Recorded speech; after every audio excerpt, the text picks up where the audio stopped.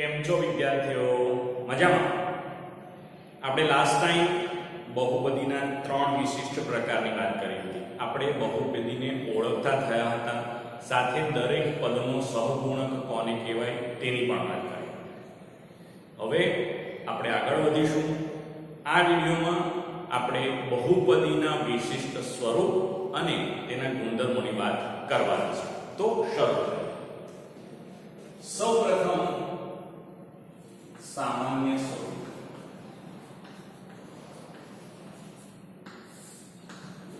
હવે બહુપદીનું સામાન્ય સ્વરૂપ જે છે એને આપણે p of x થી દર્શાવીએ છીએ. આપણે લાસ્ટ ટાઈમ ચર્ચા કરી હતી કે x ચલવાળી બહુપદીને આપણે p of x થી દર્શાવીએ છીએ.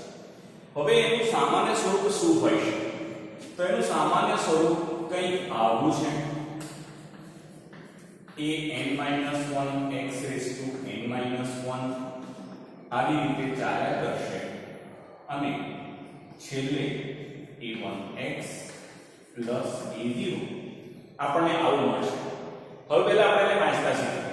p of x બરાબર an x raised to n ઘાત વત્તા an-1 x ની n-1 ઘાત વત્તા a1x plus a0, જ્યાં an-1 a1 અને a0 આ તમામ એ સહગુણકો છે. તો લખી લઈએ જરા કે an-1 a1 અને a0 વગેરે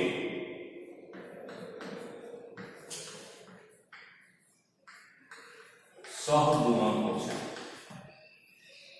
સાથે આ તમામ સહગુણકો એ વાસ્તવિક સંખ્યાઓ છે, એટલે કે an-1 a1 અને a0 એ તમામ વાસ્તવિક સંખ્યા ગણ R માં આવેલા છે.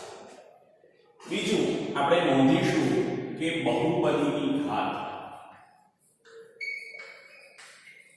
અહીંયા સૌથી મોટી ઘાત કોણ છે? n છે, એટલે આપણે એને બહુપદીની ઘાત કહીશું. બીજું, હવે n ની કિંમત જ નક્કી કરે છે કે બહુપદી કયા પ્રકારની છે. આપણે ગયા વિડિયોમાં સમજ્યા હતા કે જો n બરાબર 1 એટલે કે બહુપદીની સૌથી મોટી ઘાત 1 હોય તો આપણે તેને સુરેખ બહુપદી કહી હતી. જો n બરાબર આપણને 2 આપેલા હોય તો આપણે તેને દ્વિઘાત બહુપદી કહી હતી. એનાથી આગળ વધીને આપણે n બરાબર જ્યારે બહુપદીની સૌથી મોટી ઘાત 3 હોય તો આપણે તેનું નામ ત્રિઘાત બહુપદી પાડ્યું હતું. બરાબર છે? એટલે કે આપણે આ રીતે n ની સંખ્યા આ x ની સૌથી મોટી ઘાત જો 1 હોય તો આપણે તેને સુરેખ બહુપદી કહીશું, 2 હોય તો આપણે તેને દ્વિઘાત બહુપદી કહીશું અને 3 હોય તો આપણે એને ત્રિઘાત બહુપદી કહીશું. તો આ થઈ ગયું તમારું સામાન્ય સ્વરૂપ. ચલો આગળ વાત કરીએ.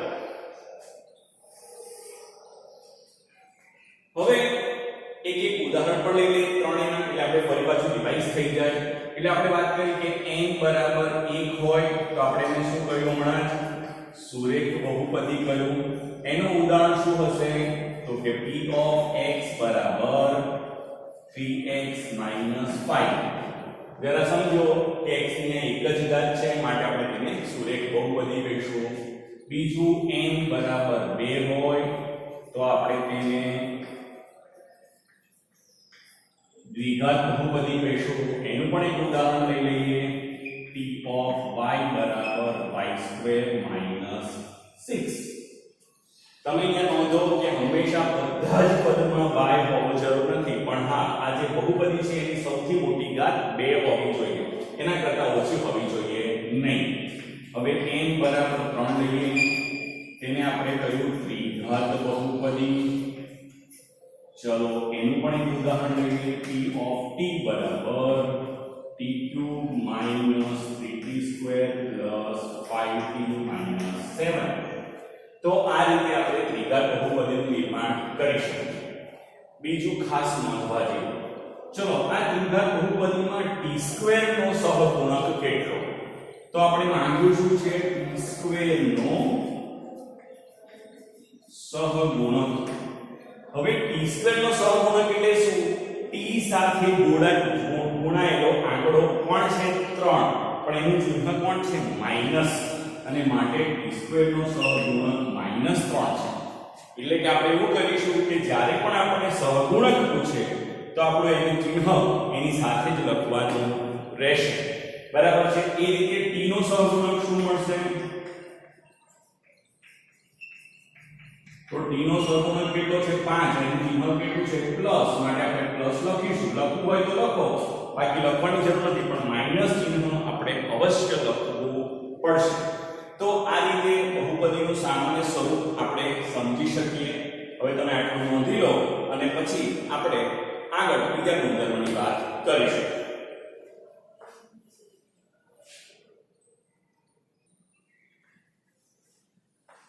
ચાલો ત્યારે હવે આપણે વાત કરીશું બહુપદીનું મૂલ્ય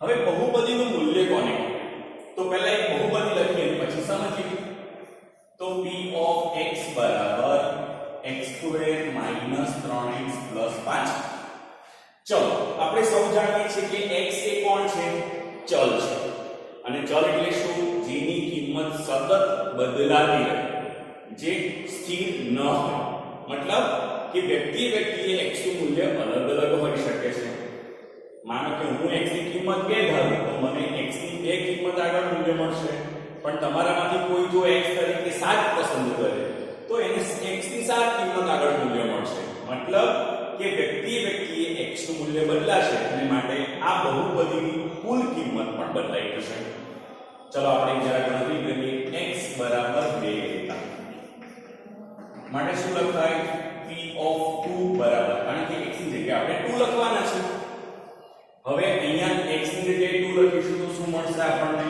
2² - 3 * 2 + 5 ચલો એનો વર્ગ કેટલો થશે 4 ઓછા 3 * 2 કેટલા થશે 6 + 5 હવે 4 + 5 કેટલા થશે 9 ઓછા 6 કેટલા મળ્યા 3 અને માટે p of 2 બરાબર 3 એટલે કે આ બહુપદીનું x બરાબર 2 આગળ મૂલ્ય 3 છે કે કહેવાય માટે આપણે લખીશું કે p of x બરાબર x² - 3x + 5 નું x બરાબર 2 આગળ મૂલ્ય 3 થાય છે બરાબર છે ચલો બીજો એક દાખલો પણ ગણી લઈએ જેથી આપણને પૂરેપૂરી સમજ થઈ જાય ચલો ત્યારે હવે આપણે લઈએ છીએ p of y બરાબર 3y/3 -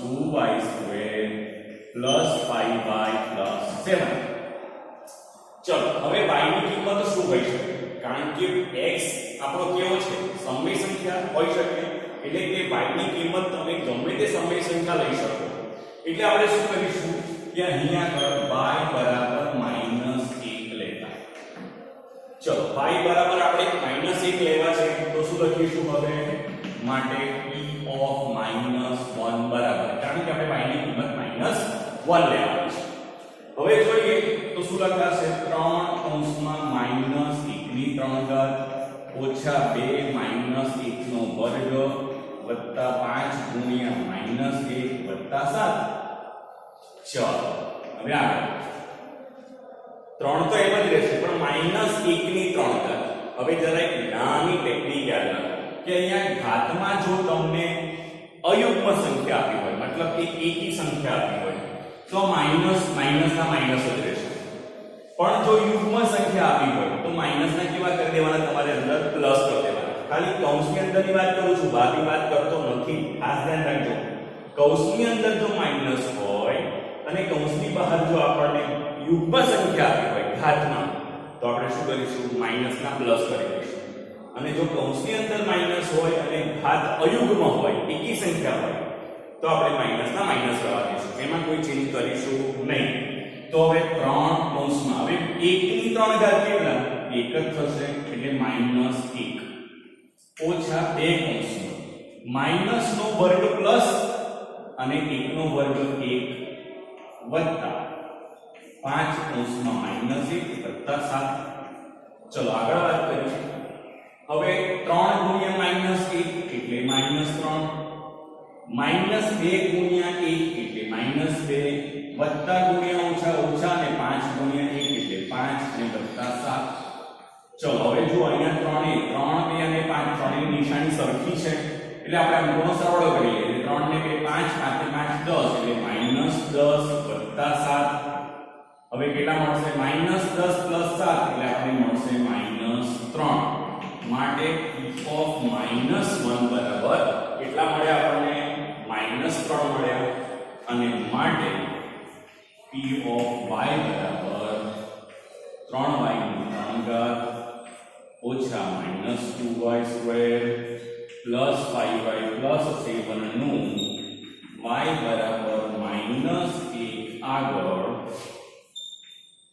મૂલ્ય -3 થાય છે આપણે આવું કહી શકીએ. તો હવે તમે કોઈ પણ બહુપદીની આપેલી કિંમત આગળ તમે મૂલ્ય શોધી શકશો. બરાબર છે? આટલું નોંધી લો અને પછી આગળ જઈએ.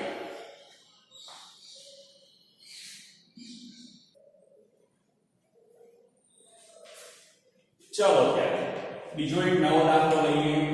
p of x બરાબર x² - 4x + 4. ચલો હવે આપણે આમાં પણ કિંમતો મેળવીએ.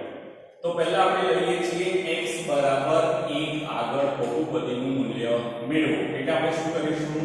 માટે p of 1 બરાબર જ્યાં જ્યાં x છે ત્યાં આપણે 1 મૂકી દઈશું.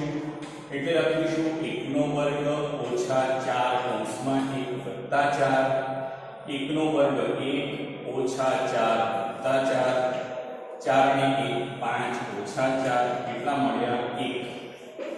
એટલે કે p of 1 બરાબર 1 છે. એટલે લખી શકાય કે માટે p of x બરાબર x² - 4x + 4 નું x બરાબર 1 આગળ મૂલ્ય 1 છે. ચલો હવે આપણે બીજી કિંમત લઈએ. હવે આપણે લઈશું x બરાબર 2 અને તે પણ જોઈએ. તો x બરાબર 2 લેતા. ચલો હવે શું થશે? માટે p of 2 બરાબર 2² - 4 * 2 + 4. હવે ચલો 2 નો વર્ગ કેટલો થશે? 4 4 * 2 8 અને વત્તા 4. હવે 4 વત્તા 4 8 ઓછા 8 કેટલા મળ્યા? 0. હવે જરા સમજો. આપણે આ બહુપદીમાં જો x બરાબર 2 લઈએ તો તેની કિંમત કેટલી મળે છે? 0 મળે છે. માટે આવું લખી શકીએ કે માટે p of x બરાબર x² - 4x + 4 નું x બરાબર 2 આગળ મૂલ્ય 0 થાય છે. ચલો હવે આનો અર્થઘટન કરીએ. કારણ કે જ્યારે મૂલ્ય 0 થાય ત્યારે જે x ની કિંમત છે એને આ બહુપદીનું 0 કહેવાય છે. આ 0 અલગ છે અને આ બહુપદીનું 0 એટલે કે x ની એવી કિંમત કે જે આ બહુપદીમાં મૂકવામાં આવે તો આ બહુપદીનું સમગ્ર મૂલ્ય 0 થઈ જાય તો આ કિંમતને આ બહુપદીનું 0 કરે છે. તો લખીએ જરા નોંધ કે જ્યારે x ની કિંમત મૂકવામાં આવે અને p of x નું સમગ્ર મૂલ્ય 0 થાય તો x ની તેવી કિંમતને બહુપદીનું 0 કહે છે. શું કહે છે? 0 કહે છે. ચલો બરાબર છે. એટલે આપણે યાદ રાખીશું કે બહુપદીનું 0 કોને કહેવાય? કે x ની જે કિંમત મૂકવામાં આવે અને x ની કિંમતના કારણે p of x નું સમગ્ર મૂલ્ય 0 થઈ જાય તો x ની તેવી કિંમતને તે બહુપદીનું 0 કહેવામાં આવે છે. આ ખાસ યાદ રાખવાનું છે, બરાબર છે? આ બહુ જ કામનું. બીજું, શૂન્ય સિવાય બીજો પણ એક શબ્દ વાપરી શકાય અને આપણે તેને કહીશું તેનો ઉકેલ. આવું પણ સમજી શકાય, બરાબર છે? માટે આટલું નોંધી લો અને પછી આની આગળની વાત કરીએ.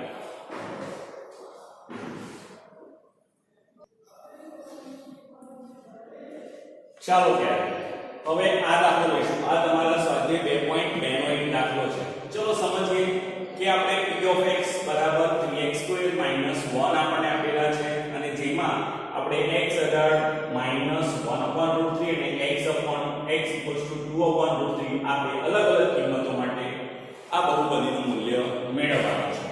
તો પહેલા આપણે લખીશું કે x બરાબર -1/√3 લેતા. ચલો શું કરીશું? x જ્યાં જ્યાં હોય ત્યાં આપણે કિંમત મૂકી દઈશું એટલે -1/√3 બરાબર શું લખાશે? 3 કૌંસમાં -1/√3 નો વર્ગ ઓછા 1. ચલો હમણાં આપણે આગળ ન જ કર્યું કે જ્યારે કોઈ પણ કૌંસની ઘાત યુગ્મ હોય તો અંદરના માઈનસ કેવા થઈ જશે? પ્લસ થઈ જશે. તો શું થશે? હવે 3 કૌંસમાં 1 નો વર્ગ 1 છેદમાં √3 નો વર્ગ. હવે જરા સમજો, આપણે આની પહેલાના ચેપ્ટરમાં પણ કહ્યું હતું કે √3 નો વર્ગ એટલે શું? તો કેટલા મળશે? 3. કારણ કે કોઈ પણ સંખ્યાના વર્ગમૂળનો વર્ગ એટલે સંખ્યા પોતે. એટલે શું લખાશે? છેદમાં 3 ઓછા 1. હવે જ્યારે જો આ 3 કટ થઈ જશે કારણ કે બંને ગુણાકારના સંબંધમાં છે. 3 અહીંયા અંશમાં છે, અહીંયા 3 છેદમાં છે. હવે અહીં શું વધ્યું? 1 ઓછા 1 બરાબર 0.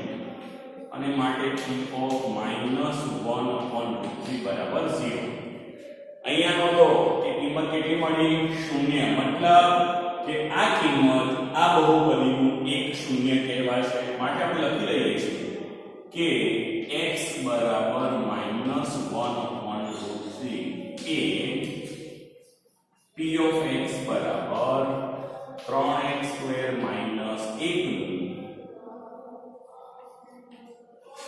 શૂન્ય છે, બરાબર છે? ચલો બીજી કિંમત પણ મૂકી લઈએ તો આપણે શું મળશે? તો x બરાબર 2/√3 લેતા. ચલો માટે શું લખાશે? p of 2/√3 equals to 3 કૌંસમાં 2 ના છેદમાં વર્ગમૂળમાં 3 આખાનો વર્ગ ઓછા 1. ચલો હવે કૌંસના બધા પદનો વર્ગ કરીશું તો 3 પહેલા લેવાની એવા 2 નો વર્ગ 4 √3 નો વર્ગ આ પ્રમાણે કેટલો થશે? 3 ઓછા 1. અહીંયા 3 કટ થઈ જશે. કેટલા વધ્યા? 4 - 1 બરાબર 3. અને માટે p of 2/√3 3 એનો મતલબ કે 2 ના છેદમાં વર્ગમૂળમાં 3 એ આ બહુપદીનું શૂન્ય નથી કારણ કે શૂન્ય મળતા નથી. પણ x બરાબર -1/√3 એ આ બહુપદીનું શૂન્ય છે કારણ કે કિંમત કેટલી મળે છે? શૂન્ય મળે છે. આ ડિફરન્સ ખાસ સમજવાનો છે. જો કિંમત મૂક્યા બાદ શૂન્ય ના મળે તો એ શૂન્ય નથી. પણ જો કિંમત મૂકવાથી સમગ્ર મૂલ્ય 0 થઈ જાય તો આ કિંમત આ બહુપદીનું શૂન્ય છે તેમ કહેવાય. અહીં આપણે નોંધ રાખવું જોઈએ કે અહીં x બરાબર 2/√3 આગળ બહુપદી 3x² - 1 નું મૂલ્ય 3 મળે છે, બરાબર છે? એટલે તમે આ રીતે ગણતરી કરીને તમે બાકીના મૂલ્યો મેળવી શકશો. આટલો નોંધી લો પછી આગળ જોઈએ.